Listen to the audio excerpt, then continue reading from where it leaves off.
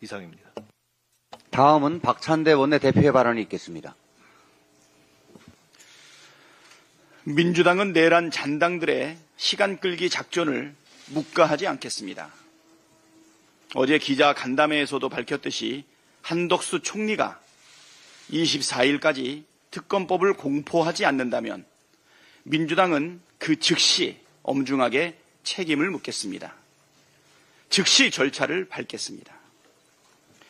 12.3 윤석열 내란 사태가 발발한 지 오늘로써 벌써 20일째입니다.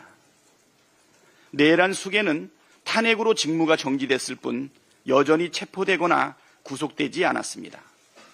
20일 동안 수많은 증거들이 인멸되었을 가능성이 매우 높고 지금 이 시각에도 증거 인멸과 말 맞추기가 진행될 수 있다는 점을 감안하면 특검을 속히 출범하고 신속하게 수사를 하는 것이 시급하고 중요합니다. 한덕수 총리가 시간을 지연하는 것은 헌법을 준수할 의지가 없다는 것임을 보여주는 것이자 총리 자신이 내란 대행임을 자인하는 꼴입니다. 한덕수 총리는 내란 대행을 포기하고 즉시 상설특검 후보 추천을 의뢰하고 내란 특검법과 김건희 특검법을 공포하십시오. 내란 수사와 탄핵 심판 절차 지연은 내란의 연장이자 제2의 내란을 획책하는 행위입니다. 내란 사태가 길어지면 길어질수록 국민적 혼란과 국가적 피해는 기하급수적으로 커질 수밖에 없습니다. 그래서 권성동 국민의힘 원내대표도 2017년 2월 26일 탄핵 심판은 빠르면 빠를수록 좋다. 시간을 끌면 그만큼 나라가 불안정해진다고 말했던 것입니다. 윤석열 내란 사태는 박근혜 국정농단과는 비교할 수 없는 중대 사안입니다. 헌법을 유린하고 무장한 군인들을 동원해 국민의 기본권을 제한하고 국헌을 물랑케 한 반국가 행위입니다. 내란 사태 이후 속속 밝혀지는 내란의 실체들을 보면 이 같은 사실을 충분히 유추할 수 있습니다.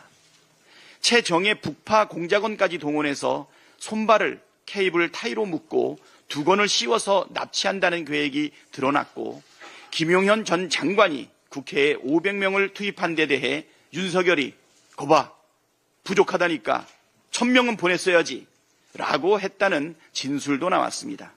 심지어 김용현이 내란 당일 탱크로 국회를 밀어버리라고 했다는 보도도 나왔습니다. 나라를 망하게 할 작정이 아니라면 결코 사태 수습을 지연해서는 안 됩니다.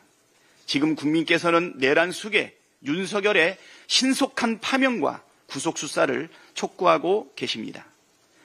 국민을 향해 군대를 동원하고 총부리를 겨눈 내란 수계 윤석열이 다시 직무에 복귀할 경우 얼마나 끔찍한 일이 벌어질지 뻔하기 때문입니다.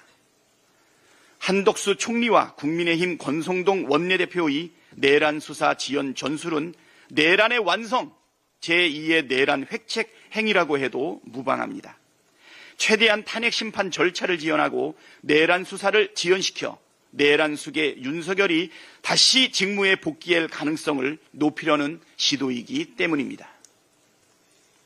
국민이 피를 흘리든 말든 나라가 망하든 말든 상관없다는 철면피가 아니고서야 도저히 할 수 없는 행위입니다.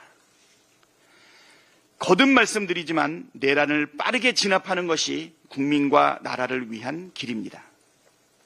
민주당은 윤석열의 빠른 파면과 신속한 내란 사태 조기 종결을 위해 최선을 다하겠습니다. 끝으로 이재명 당대표의 발언이 있겠습니다. 네.